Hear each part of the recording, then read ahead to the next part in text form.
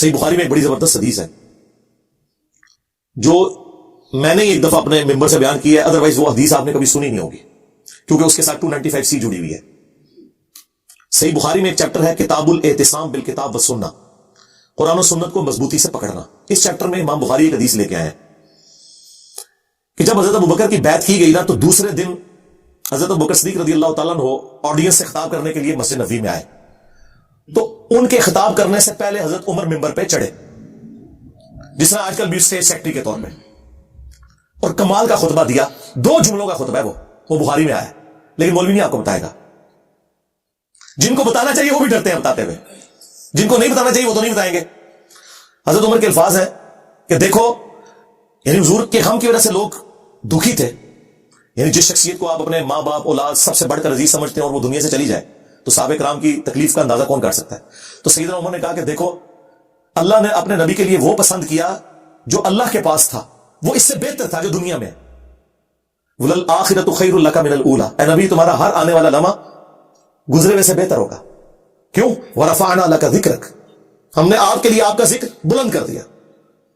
دنیا میں کوئی لمحہ ایسا نہیں ہے کہ اللہ کے ساتھ رسول اللہ کا نام نہ بولا جاتا ہو اذان کے اندر، اللہم صلی علی محمد وعلی آل محمد۔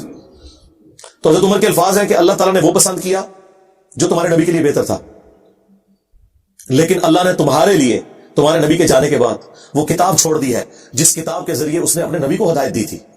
اب یہ بڑا خطرناک جملہ تھا، خطرناک جملہ تھا، خطرناک سے بھی اگلا ورژن۔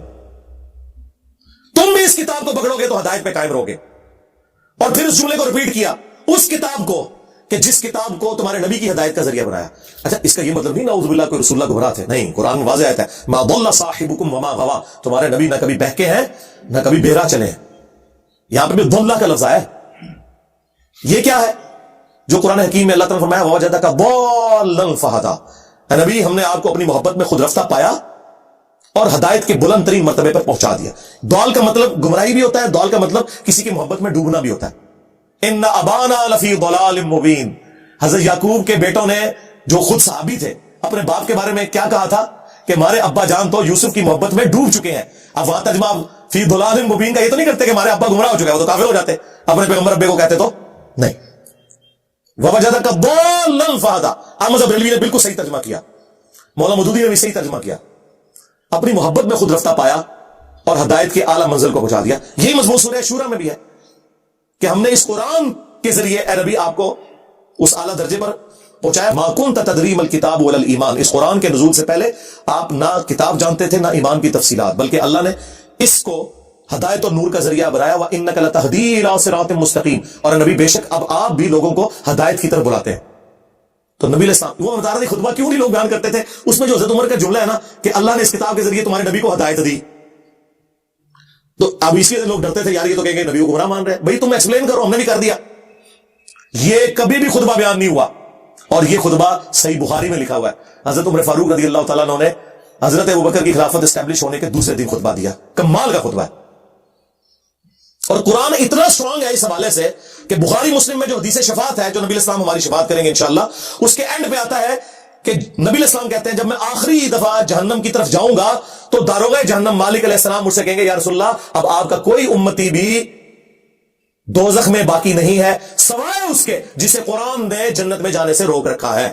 قرآن جب روک لے گا نا تو کوئی نہیں بچا سکتا۔ یہ ویسے شعر ہے، خدا کا پکڑا چھڑائے محمد، محمد کا پکڑا چھڑا کوئی نہیں سکتا۔ کتنا یہ ظلم کر رہے ہیں، اللہ اور رسول کا مقابلہ کروا رہے ہیں، نعوذ باللہ۔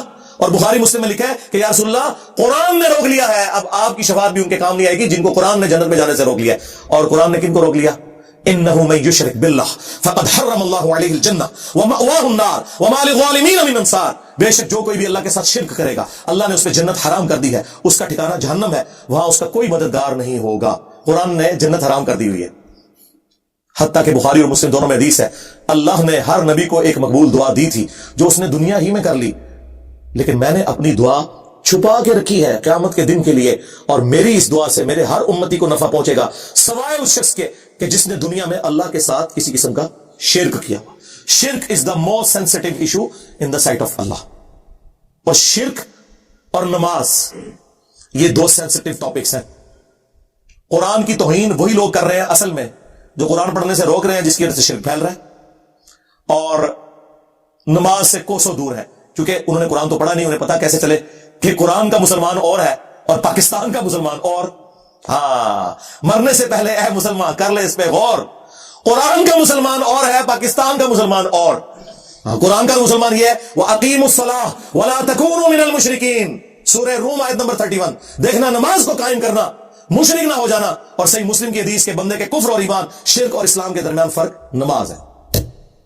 باقی اس پہ تو کافی بولا جا سکتا ہے، میری کئی ایک ویڈیوز ہیں وہ آپ دیکھ سکتے ہیں اس حوالے سے۔ میں نے یہ موقع غنیمت جانا کہ میں مسلمانوں کے دماغ کے اوپر سٹرائک کروں کہ خدا کے لیے قرآن کو جو آگ لگی اس پہ جو آپ سیکھ پاؤ رہے ہیں، سب سے بڑے تو دشمن آپ لوگ ہیں جو جزدان میں قرآن کو لپیٹ کے، اور دیکھیں جو مہنگے والے قرآن ہوتے ہیں نا ترجمے والے، ان کے اوپر غلاف بھی چڑھا ہوتا ہے تاکہ تصور سے کہ میں اس کو اتنی دفعہ یوں کروں کھولے ہی نہ، وہ ادھر ہی پڑھا رہے۔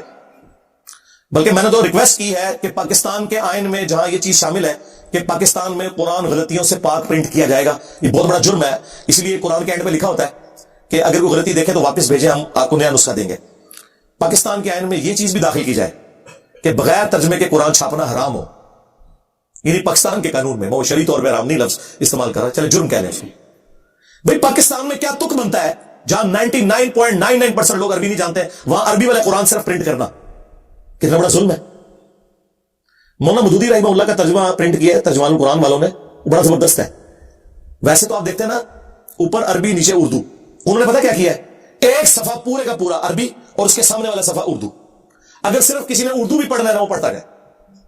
اچھا لوگوں کو یہ فکر پڑ جاتی ہے یار اردو والا پڑھیں گے تو ثواب نہیں ہوگا کیونکہ 10 نیکیاں نہیں ملیں گی۔ سرکار تہاڈا ایک اردو دا صفحہ تہاڈی آنے والی نسلوں میں اور گزرے ہوئے بزرگوں کے ہزاروں قرآن پڑھنے سے بہتر ہے، جو آپ کو کم از کم شرک سے بچا کے توحید کے اوپر لے آئے گا۔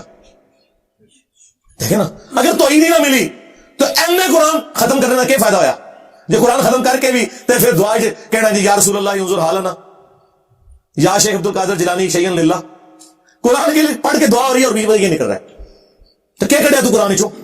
تو خدا کے لیے قرآن ترجمے والا گھر میں بھی کم از کم آپ لوگ تو کریں نا جی، سارے مسلمان اپنے گھروں میں وہ ترجمہ رکھیں جو زبان آپ سمجھتے ہیں، اس کے بغیر آپ صرف عربی والا قرآن نہ رکھیں۔ اور آج تو ماشاءاللہ جتنی میجر لینگویجز ہیں ان کے اندر قرآن پرنٹ ہو چکے ہیں۔ سعودی عرب کی گورنمنٹ اس حوالے سے بہت بڑا کام کر رہی ہے۔ جتنے حاجی جاتے ہیں نا، پہلے تو وہ عمرے والوں کو بھی دیتے تھے لیکن پھر ریسورسز کی وجہ سے ایشو ہوا تو اب صرف حاجیوں کو دیتے ہیں۔ جو پاکستان انڈیا بنگلہ دیش کے ہیں ان کو اردو زبان میں، انڈونیشین ہے تو ان کو انڈونیشین زبان میں، انگلش جاننے والے ہیں ان کو انگلش والا، وہ واپسی پہ ایئرپورٹ پہ وہ ایک ایک فری کاپی دیتے ہیں۔ میں 2007 میں گیا تھا، مجھے بھی ایک کاپی ملی، میری وائف کو بھی ملی تھی۔ تو اس حوالے سے وہ بہت کام کر رہے ہیں۔ چلیں حاج عمرے پہ کوئی نہیں بھی جاتا، یہاں تو یار اپنے گھروں میں تو کم از کم آپ کوشش کریں کہ آپ ترجمے والے قرآن رکھیں۔ صلوا علی محمد وآل محمد، اللہم صلی علی محمد وعلی آل محمد واصحاب محمد وازواج محمد وامت محمد اجمعین الی یوم الدین، آمین۔